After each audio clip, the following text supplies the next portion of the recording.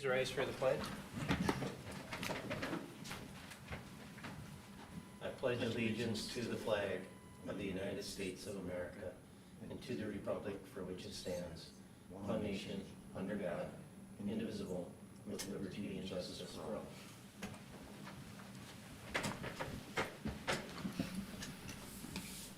All right, we will call the meeting to order. Oh, change screens on me. I did. They have The a presentation. presentation. Presentation's easier in presentation format, so. Okay.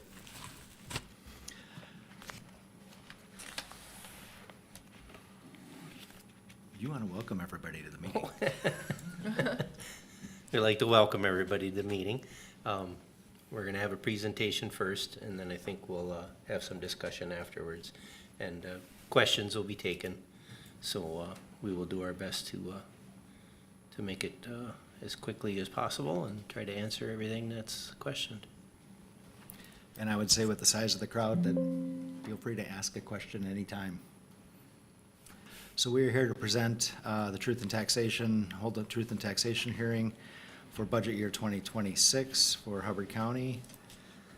The purpose of the meeting is to review the proposed county tax levy, provide the county budget detail as of December 1st, 2025, and to show some of the tax impacts of the proposed budget and levy.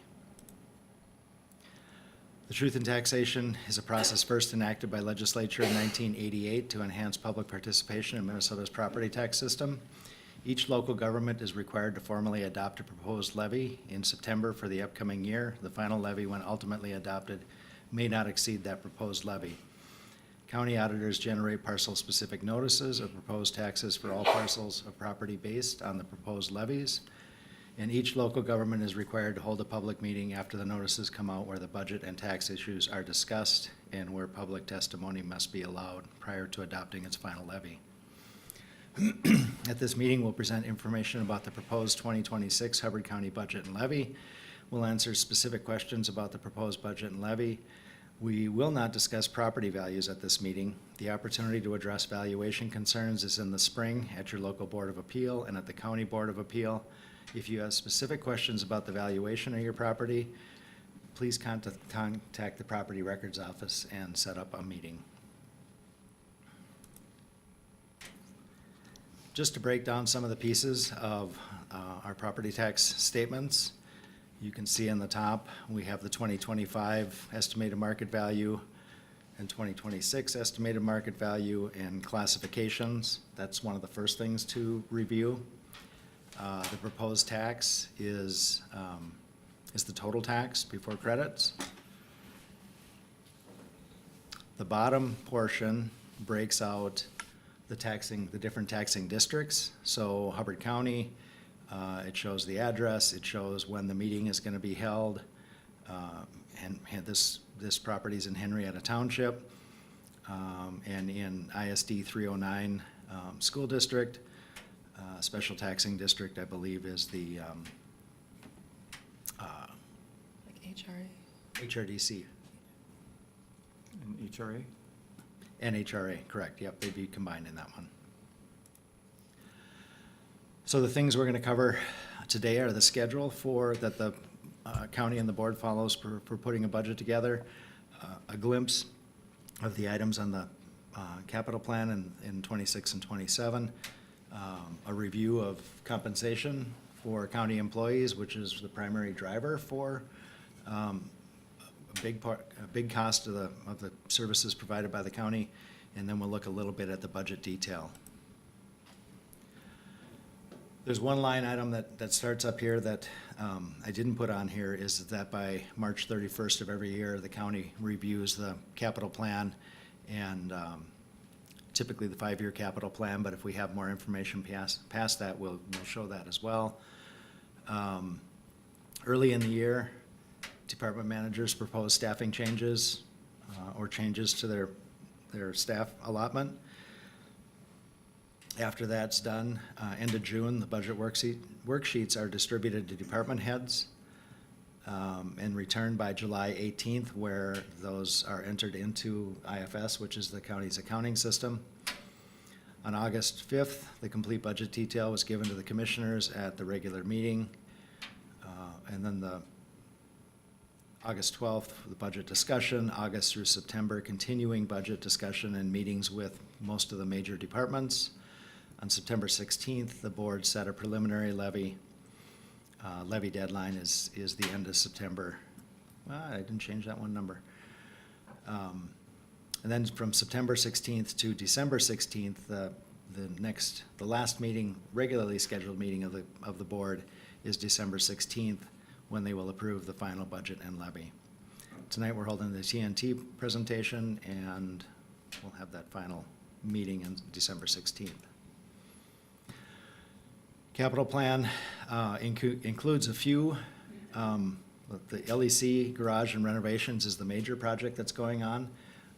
The addition of the garage for the law enforcement center, the remodel of the administrative and the jail spaces, and the addition of the new dispatch center will continue through next year. Hopefully the renovations in the courthouse, I think we're gonna be done mid-March. We were supposed to be done before now, but we did get the next group moved, and the next phase will start next week.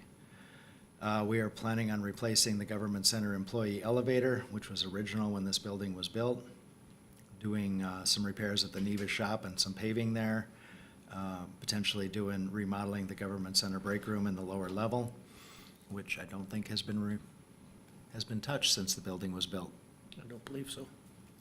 2027, we are planning for a new transit garage. That is pending grant approval. We should find out in the next couple of weeks if we get the grant for that project. Those funds would be available July 1st, 2027. I have the employee elevator on here twice. That doesn't need to be there twice. And then paving at the courthouse and Public Works building are the items on the capital plan. This graph, hopefully you can see, is the budgeted payroll history from 2012 through 2026. And that continues to grow. It grows for a couple of reasons. One, because we have bargaining units that negotiate cost of living increases, and two, because we have had a change in the number of employees that the county has. In 2012, we were about 200 employees. In 2026, we're about 260 budgeted FTEs.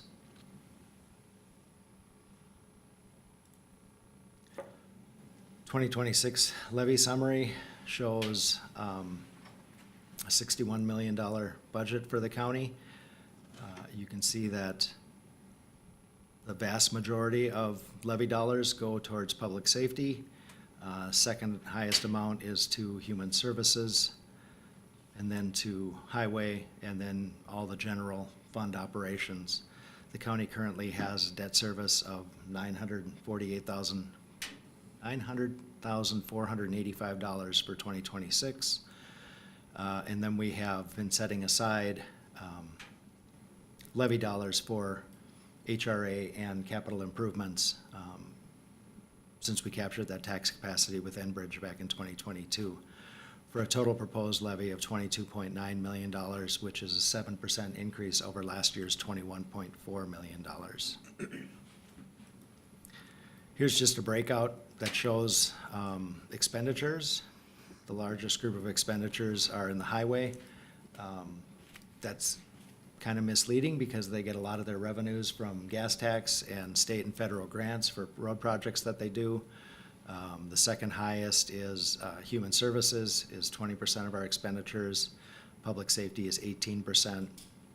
Solid waste is 12%. Solid waste operates as an enterprise fund. They get no levy dollars. Their money comes from the solid waste fees that are assessed to all properties in the county, and then the fees that they generate at the gate from people from outside of the county and from commercial projects. Revenue from other sources. It's really important to note that $61 million budget, $22.9 million levy, almost 2/3, 60% to 2/3 of our revenue comes from other sources. And the biggest one I mentioned was highway. 35% of our revenue that's not levy comes in for highway purposes. Only 3% comes in for public safety purposes. So public safety is the most levy-dependent service that we have.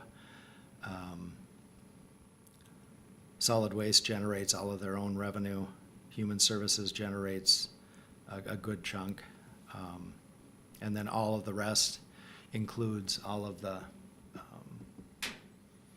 general county program aid that we get. The interest income is all shown in the general fund. And then this is another way to look at the proposed levy breakdown.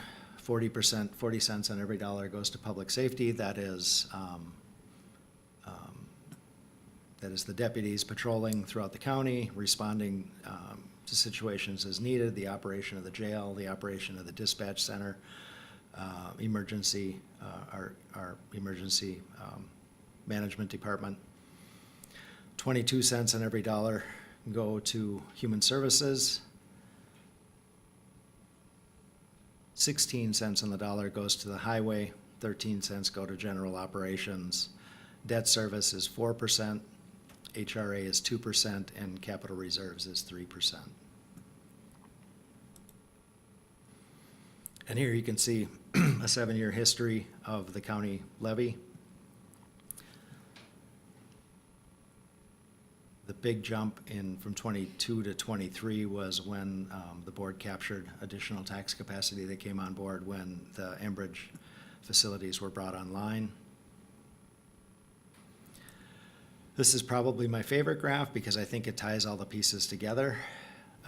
It shows in orange the levy increase over time from 2017 to 2026. And it shows the tax capacity increase in the blue, and then it shows the county tax rate as a percentage. And the county tax rate is a calculation of the tax capacity, is the tax levy divided by the tax capacity.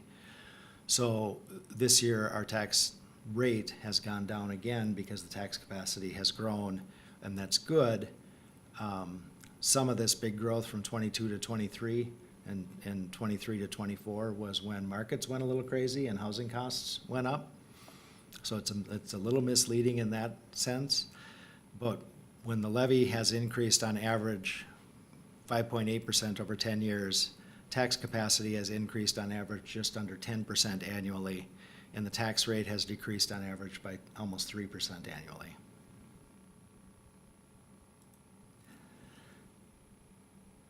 This is we're going through this really fast, so I hope you guys have some questions. This is a 2-page spreadsheet of the tax rates for each of the different townships. So the top one is Akeley Township in 113, which is Walker. Oh, is that the Walker School District? Yes. So ISD 133, the county rate is 30.73, the school rate is 5.84, the township rate is 13.66, HRA, HRDC is 0.36 combined, and the new taxing district, the ambulance district, is 1.82% for a total rate of 52.41. So in each one of these, you can see there's some variation. Largely, our township rates are anywhere from, I think I see 46 as the low to 86 as being the high. The rates in the cities, Akeley, LaPorte, Nevis, and Park Rapids are all quite a bit higher because they maintain a higher level of infrastructure, with Park Rapids being the highest at 113%. So what that tax rate means is that the base tax capacity for residential properties up to 500 and some thousand is 1%. So if you had a $500,000 house, you would expect to pay $5,000 in taxes. In the city of Park Rapids, it'd be just over $5,000. In most of the townships throughout the county, it's going to be about half of that. based on the rate. So you take that rate times that 1%, and it knocks it down like that. The county having a tax rate of 30%, next to our neighboring counties to the north and the south, if you live just across the border in Wadena like my parents do, taxes on a $500,000 house are close to $500,000. Taxes on this side of the line would be closer to about $2,700. Our good neighbors to the east have a very similar tax rate to the one that we do, so that's another good comparison.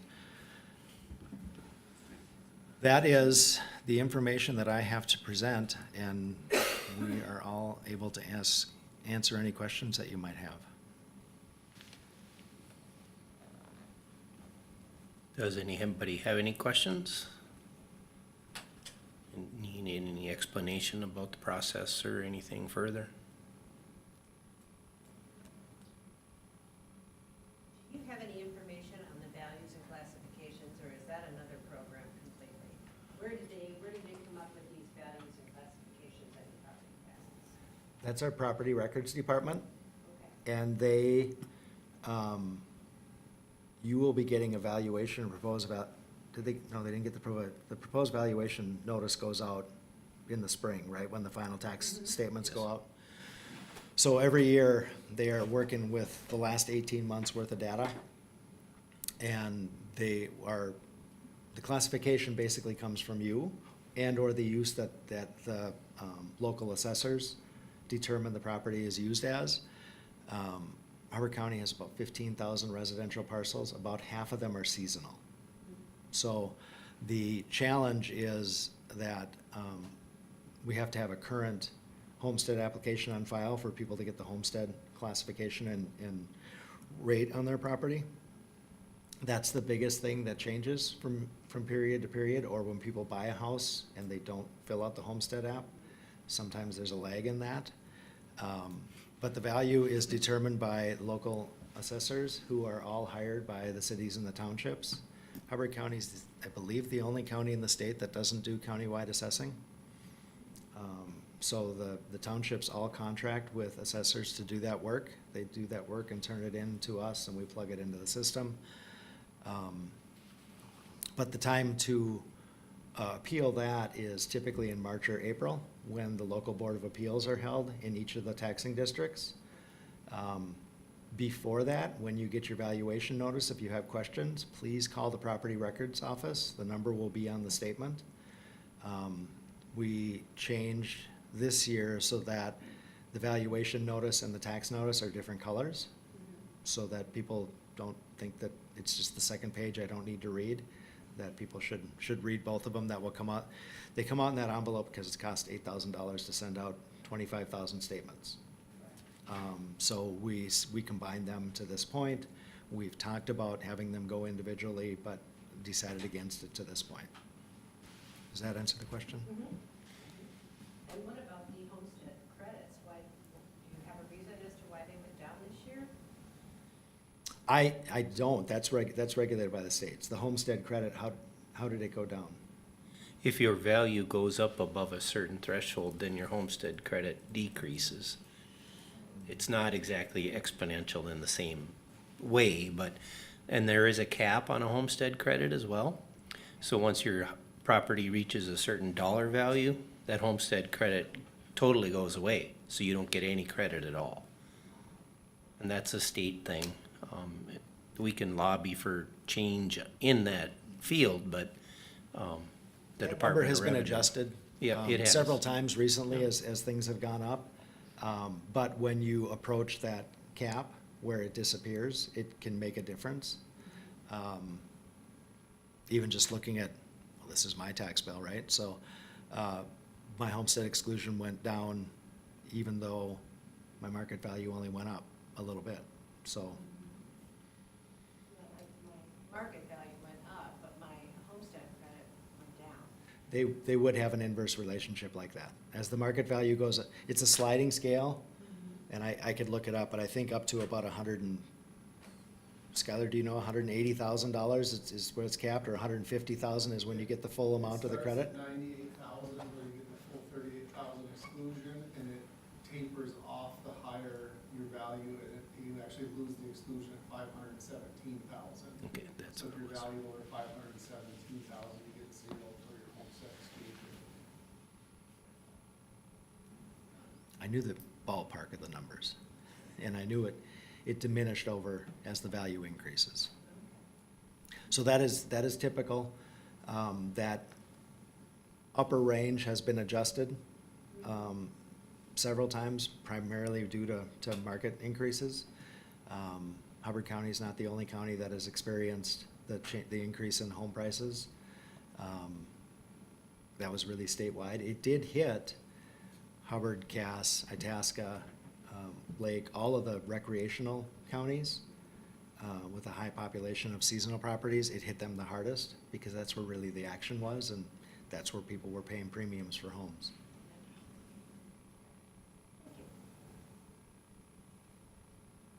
And we don't want to get too far into valuations or anything, but when you do question your value in the spring at the meeting, they use comparable, a comp study. They look at like properties to try to see if the values are there. So if all the sales are high, Right. that's gonna dictate the market, so. All right, thank you. I expect it to be a better year this year, because this is the first year in 5 that we haven't gotten increases from the state. And I think the markets have flattened. The best thing to do is if you have questions about that, even if you just have questions, call the property records office. They like to explain how that happened. If it's specific questions about the property, they may refer you to the assessor who actually looked at it. But they will certainly, and they want to make sure that they have the data right. Okay. So if it changed significantly, again, if that classification isn't correct, that's something they can correct when you catch it right away when those notices come out. Thank you. Okay, if there's no further questions, then yes. I guess I'd like to try to figure out why we've increased in so many employees over the years. Why every year we seem to be adding more employees? Well, I can give a couple of specific examples.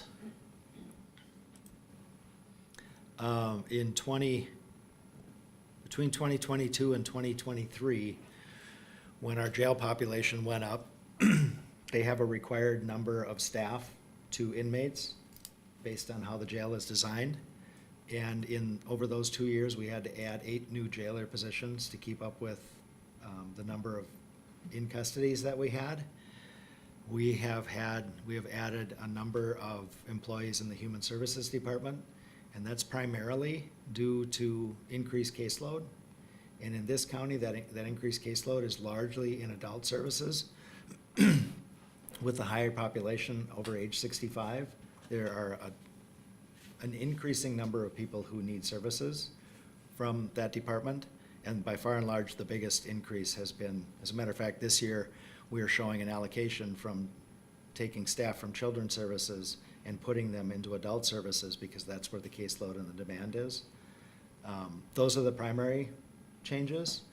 The attorney's office, in relation to the increase in average daily population in the jail, we added a 4th assistant county attorney. We have not filled that position right now. That position is available to fill, but is not being filled primarily because they're in the middle of construction and they're not in their offices. But their caseload is down too, so we'll have a conversation about before we fill that, if that's gonna need to be filled or not. The number of staff in solid waste has increased as we've added the services related to the reuse center, and as the volume of waste coming into the county has increased. We have, I think, one of the most comprehensive solid waste programs, and we run 2, a north shop and a main shop here in town. They are the 3rd highest number of staff that we have by group. I think law enforcement is approximately 80 and human services is approximately 80. Highway Department numbers haven't changed in a number of years, and generally, the number of staff in the rest of the departments in the county haven't gone up, but those three departments have seen increase primarily as a result of volume. How does the fact that, let's look, just take Mojave, they buy, my understanding is they picked up that furniture store across the street, and they'll be using it. How does that affect the taxes on everybody when you take a nonprofit organization buying out a large building like that, that takes it off the market, takes it off the tax roll? You don't pay taxes on it, I'm sure. That's correct. You're correct. An individual case like that, when the county has $6 billion worth of taxable value and a tax capacity of over 70 million, it's very, very minor. It could become cumulative, but the number of nonprofit organizations, churches, schools, counties, cities, really isn't increasing. Mojave had one building and now they have two buildings, right? Yeah, Or three. So it does have an impact, but it's, well, as we show tax capacity going up, it's really been offset by the fact that people are continuing to build new homes and add on to the homes and remodel the homes that they have. The increase in tax capacity this year was about 1.5 times the rate of last year, and last year's was a good rate. So we don't see it. But it is true, it would have an impact, but on $6 billion worth of value, it has a modest impact. Then the other question I have is, if they're a nonprofit, where are they getting all the money to buy these buildings and stuff? I mean, that's kind of an interesting concept. Mojave is funded by grants that come from federal, state, and county sources to provide services in the community that the county would otherwise have to hire staff to provide those services. So when we contract with public health agencies, when we contract with Mojave specifically, that deals with a lot of public health, a lot of housing, a lot of childcare issues, that money is coming from other people's taxes. So that's coming from state or federal grants that are collected at that level and redistributed out for those programs. But should they be collecting that money, I mean, to have profits so they can buy buildings?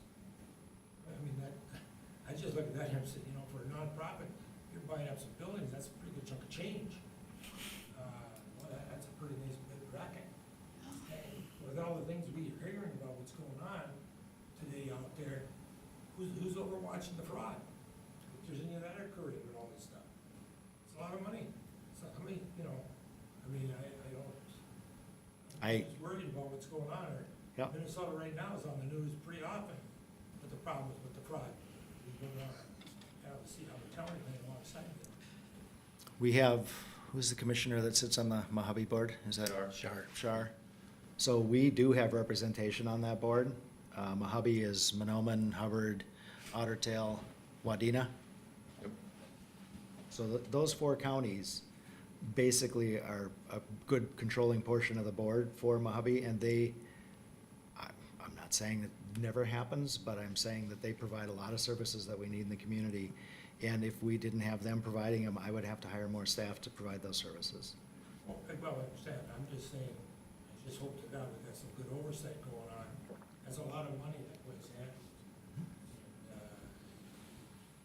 There's not a very good record out there right now for oversight on a lot of these programs. Did we have a couple of housing things in this town that some money just disappeared or over budget or didn't get things fixed? Some of your apartments or whatever the heck it was a while back here. So I mean, the oversight's gotta get tightened up. This day and age, with the big scurry going on with what we're finding out, hey, I think we better keep a good eye on what's cooking. Now, does Mojave hold any public meetings? I mean, as far as budget meetings or talk about their finances? Honestly, I don't know. I can't speak to their organization. I know that we have representation and those other counties all have representation there. They do not have taxing authority, so they're not required to hold a meeting like this. And I don't know if their meetings are public or not. I guess they almost have to be open to the public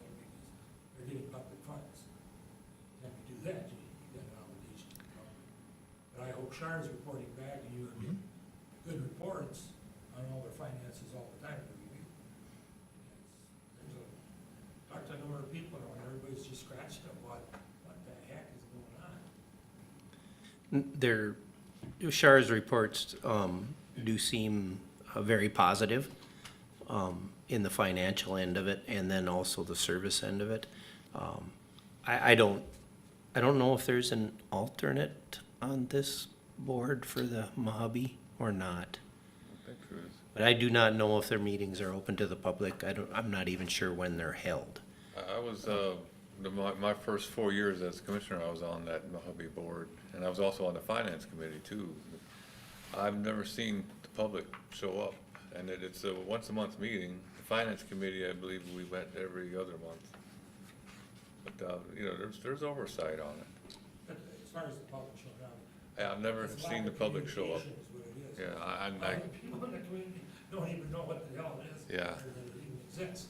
So I mean, it's in, you know, advertisement or let the public know it's good. I mean, I would like to see, the book should be open for us to look, see what the money, how it's being spent. I mean, when you save up and down, do they borrow money like to buy that building, or they got the cash, or whatever? But if you're a nonprofit, you shouldn't be making too damn much money.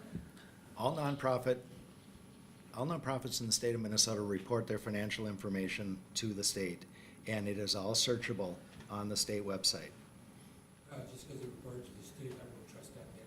But the information is available, you can look it up. I think it's North Star is one place you can look that up. But a Google search for Mojave's financial records in the state of Minnesota would show you what they have. I just can't speak to it because it's not ours. Nonprofits are required to report, just in a different way than public agencies are required to report. And you speak a little bit about oversight and fraud and so forth. I was at a meeting today, which an organization provides us with some services, and multiple other counties as well. They shut down providers or service providers to them probably, I believe it was about 18 months ago, for fraud suspicion. And they were able to prove that the fraud was either occurring or was about to occur. So they cut those vendors off and told them to go somewhere else and do their work. But now the state finally caught up just last week and said, no more service through you. So there is prevention going on by the organizations that we're part of. So we do, everybody does the best they can to help prevent it, stop it, or anything associated with it. I understand what you're saying, but when I hear that there's been $1 billion of fraud took out of our taxpayers' dollars here in Minnesota, somebody's gonna ask you the question, are you sure about that? We've had that larger discussion about not just nonprofits buying, but other nonprofits or using state taxpayer dollars to buy private properties and then conveying them to either the DNR or some public entity, which takes it off the tax rolls. That's another- We've been wrestling with that with some of the conservative funds and that have been doing that. And while it's good on one hand, it just all depends on the property and where it's at and what that property can be. And so we've struggled with a few because we thought they were highly developable lots that could have been much more, which then in the long run costs tax capacity to the county. So yeah, it's when I see an empty building in town, the last thing I want to see is a nonprofit or a church grab it, you know, or some entity that takes it off the tax rolls. That's always red flags for me right away, but unfortunately, it's a free market. Willing buyer, willing seller. We don't have any ability to stop that, and nor should we in most cases. So is the DNR, I thought they were supposed to, when they ever got that, they had to release land. I can't hear you very good, Jim. If you want to come up in front of the mic, I'd be able to hear you better. Yeah, or I'll talk to you afterwards too. But the DNR always accumulates all this land. I always thought they had to give up some to replace that in the tax rolls. Well, a lot of times we get PILT, you know, when they buy it, we get PILT money, and then also a lot of times they let us manage the timber on there, so we get some revenue. But that's not the same as if you could put 6 riparian lots on a lake that are valued at $1 million each. That's a whole different story. I don't know if the DNR has a no net loss or no net gain policy. I really can't even guess if they do or not. A number of years ago, they did. They still sell property. Mm-hmm. They sell property. I think they just recently sold some school trust lands. Yeah. And sometimes we swap with them. Sometimes we swap with them, so each case is individual, but Yep.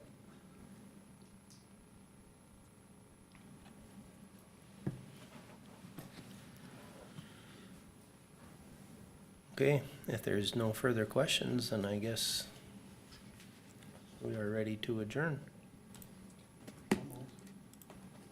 Dave moves, I'll second. Tom seconds. All those in favor? Aye. Aye. Aye. Opposed? Motion carried. You're hereby adjourned.